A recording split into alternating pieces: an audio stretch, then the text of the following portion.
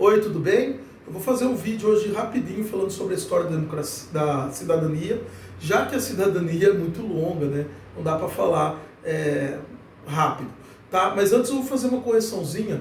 Lá do 4 minutos e 20 e 15 do outro vídeo que eu fiz de Getúlio Vargas, de 1934 a 1937, eu falei que os integralistas queriam o extermínio de judeu. Não, eles queriam a aniquilação da esquerda, dos comunistas e dos anarquistas, tá? E toda a esquerda aí, beleza? Então quando assistir aquele vídeo, lembra dessa correçãozinha, tá? Então para falar da história da cidadania, que eu vou começar falando agora, eu vou lá para a democracia ateniense no século V a.C.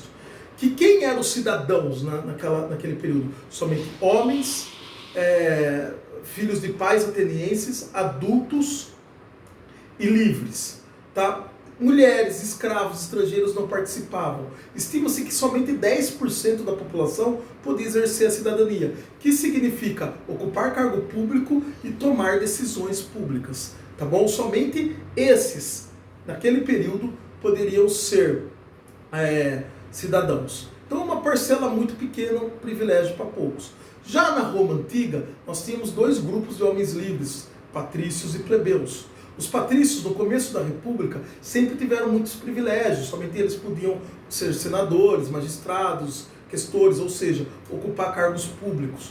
E os patrícios não tinham nenhum direito. Com a evolução da República, patrícios e plebeus vão entrar em conflito e eles vão conseguir, então, uma série de direitos através do protesto. Os plebeus começavam a deixar Roma, deixar o exército. E, gente, pobre, rico, não vive sem pobre. Se o pobre não trabalhar, se o pobre não lutar nas guerras, os patrícios perderiam tudo. Então eles começam a ceder, como a lei das 12 tábuas, a lei canuleia, que seria o casamento entre pobre e rico, patrício e plebeu, a lei da licínia sexias, fim da escravidão por dívidas, os plebeus não podiam ser mais escravizados por estar devendo. Bom, então a cidadania do mundo antigo, ela era um privilégio, né, e que para que os plebeus conseguissem, principalmente em Roma, tiveram que lutar muito, tá?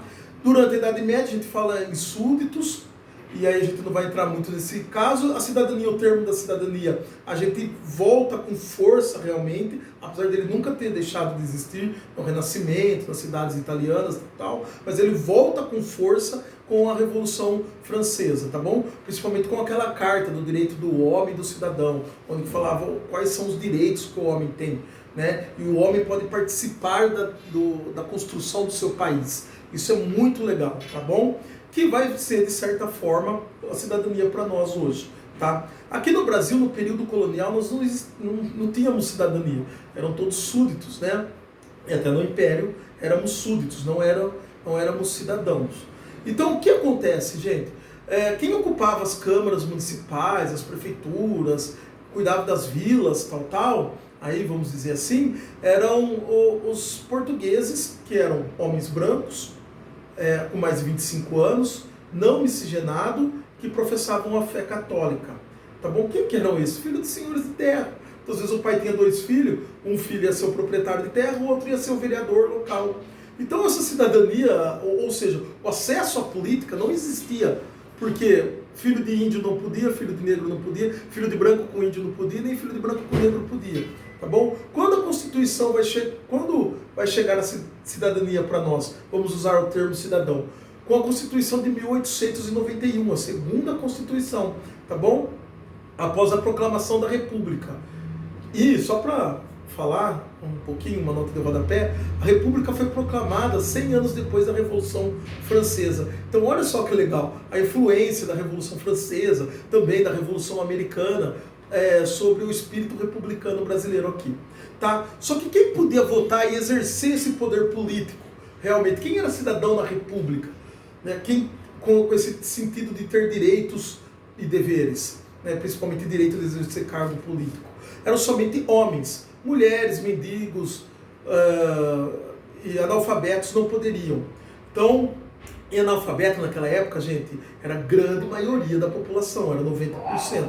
Em 1934, já falei no último vídeo, nós temos a o voto feminino entrando pela primeira vez, tá? Numa Constituição. Em 1933 nós tínhamos uma mulher eleita, mas na Constituição somente em 1934. E depois vem Getúlio Vargas, vai dar o golpe, vai instalar uma ditadura, aí não tem mais cidadania, porque o cidadão não pode mais decidir sobre o futuro.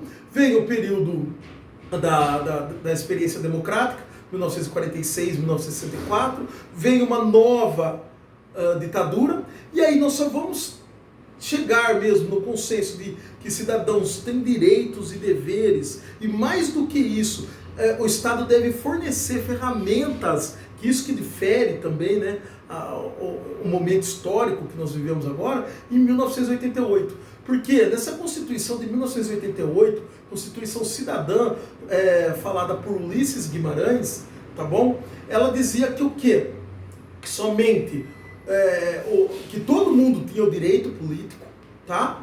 Mas também todo mundo tem, o Estado tem o direito de fornecer ferramentas como educação, saúde, transporte, segurança, para que as pessoas exerçam essa cidadania, para que as pessoas consigam a decidir o futuro de sua nação.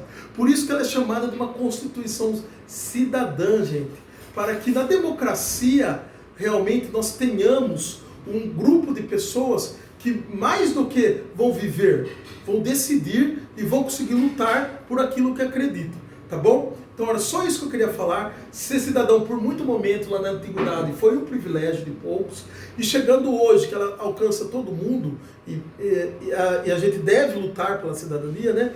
E inclusive o preço da liberdade, vou citar Thomas Jefferson aqui, é a vigilância constante, tá bom? Eterna vigilância.